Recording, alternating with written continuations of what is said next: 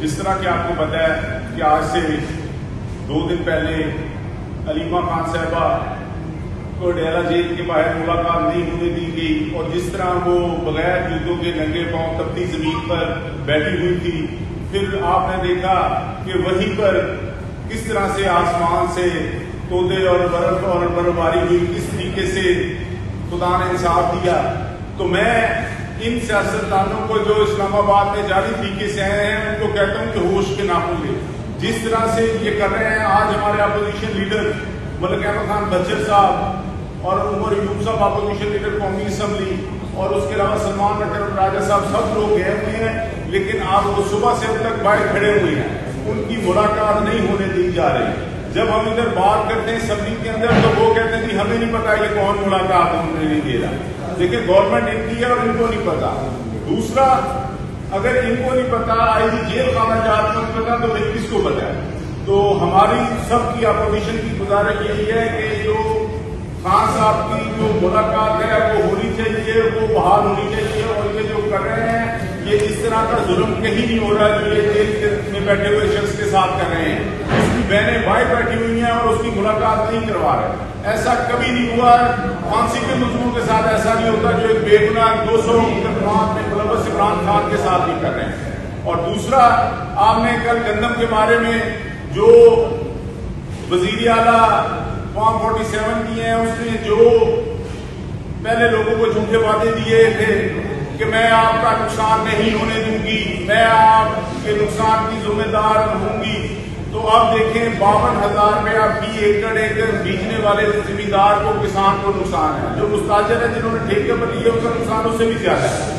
تو یہ اب انہوں نے اون کے منہ میں زیرہ دینے کے لیے ایک انہوں نے کہا ہے کہ جی ہمارا 15 ارب روپے کا انہوں نے ایک ریلیف پیکج دیا ہے، اس 15 ارب روپے کا جتنی فصل ہے 2250 روپے پر من کے اوپر بنتا ہے، ہمیں 2200 روپے من گندم کی بازار میں قیمت مل رہی ہے، اور یہ 2200 روپے کا ان کے منہ میں زیرہ دینے کی کوشش کر رہے ہیں۔ یہ کسانوں کی مسائل کا سمجھتے نہیں ہیں، نہ یہ کسان ہے نہ کاشتکار ہے، نہ ان کو پتا ہے۔ اور ہم نے انہوں نے اب جو خاتون بنائی ہوئی ہے اس نے بھی کہہ دیا ہے کہ جی ان کو توڑی کی قیمت بھی کسان کو ملتی ہے، وہ بھی ملتی ہے، لیکن کسان جو ہے توڑی کو جانوروں کے چارے کے لیے رکھتا ہے، وہ کسی اور کام کے لیے توڑی نہیں ہوتی، جانوروں کے چارے کے لیے ہوتی ہے، تو اس کی قیمت تھوڑی سی ہوتی ہے، وہ 1500 روپے پورے ایکڑ کی ہوتی ہے۔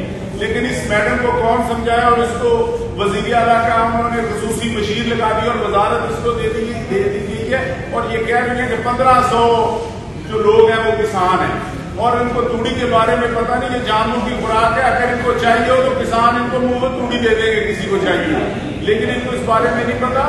ایک کسان کی توڑی گئی تو اس نے وہ دھڑ بنائی، تو آندھی آئی تو اس کی دھڑ ساری اڑ گئی، وہ اس نے سال کے جانوروں کا چارہ تھا تو وہ پریشانی سے پاگل ہو گیا۔ پھر اس کا بیٹا باہر سے آیا، اس نے کہا پتہ لگا کہ ان کی توڑی کی دھڑ اڑ گئی ہے، اس وجہ سے اس کا ابھی توازن خراب ہو گیا۔ وہ اس کو دبئی لے گیا، اس کو جا کر اس نے کہا کہ آپ سمندر پر سیر کروائی گئے، دیکھیں ابا جی لوگ یہاں پر کتنے خوش ہیں اور ان کو کسی چیز کی فکر نہیں۔ تو اس کے باپ نے کہا انہوں نے دھڑ توڑی دی اڈی ہوئے، انہوں نے پتا ہوئے کہ توڑی کیویں جاتی ہے۔ تو گزارش یہ ہے کہ یہ جو اقتدار میں بیٹھی ہیں، یہ جو انہوں نے ہمارے اوپر مسلط کر دی ہیں فارم 47 کے وزیر مشین، انہوں نے بیڑا غرق کر دیا۔ اور اب کل انہوں نے ایک اسمبلی کے اندر بیان دیا کہ جی 25% فلور ملوں والے لیں گے، تو فلور ملوں والوں نے کہا جی ہمیں حکومت نے کوئی پیسہ خریداری کے لیے یہ نہیں دیا، کوئی گودام نہیں دیا۔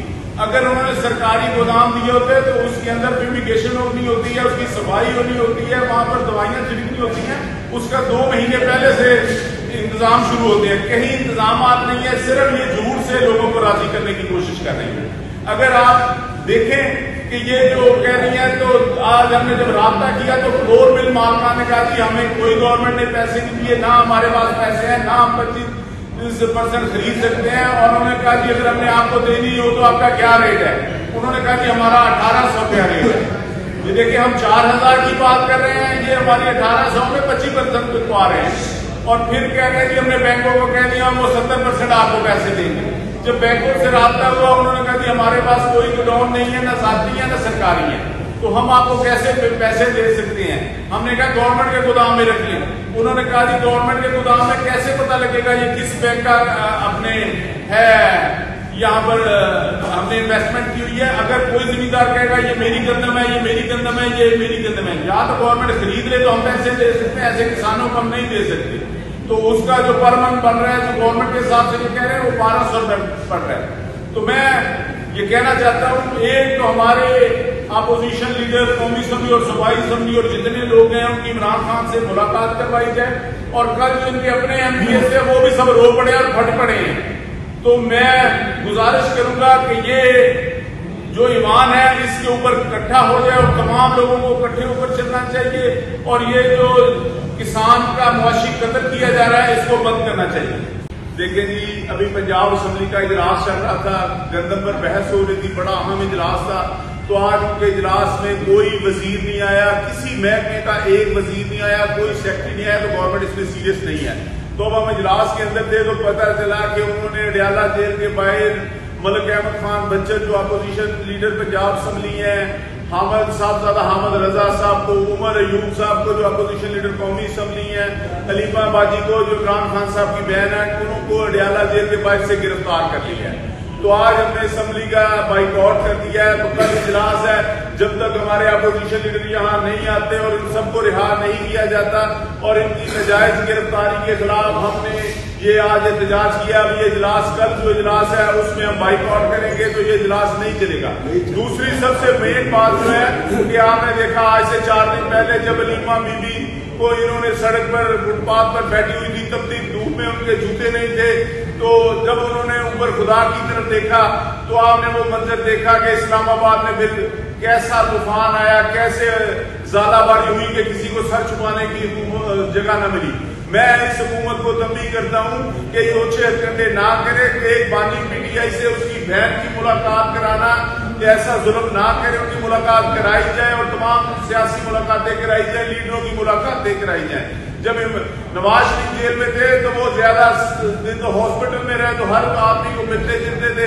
ان کی جو بیٹی جیل میں تھی وہ فرائی پان کے ساتھ استری کرتی نہیں کپڑے. جب ہم کپڑے استری کرتے ہیں تو فرائی پان سے کپڑے ہمارے جل جاتے ہیں، کالے ہو جاتے ہیں. وہ پتہ نہیں کیسے کرتی نہیں، آپ ایک دفعہ کر کے دکھا دیں. اتنے ٹک ٹاکر کیمرہ مین ان کے پاس ہیں. تو میری آپ لوگوں سے یہی گزارش ہے کہ جو حکومت میں بیٹھے ہیں کہ آپ ہوش کے ناخن لیں اور فوری طور پر حلیمہ بی بی کو، بچر صاحب کو، ملک احمد خان بچر کو اور معین قریشی صاحب کو اور جو عمر ایوب صاحب ہے، حلیمہ بی بی ہے، سب کو رہا کیا جائے. صاحبزادہ حامد رضا کو رہا کیا جائے.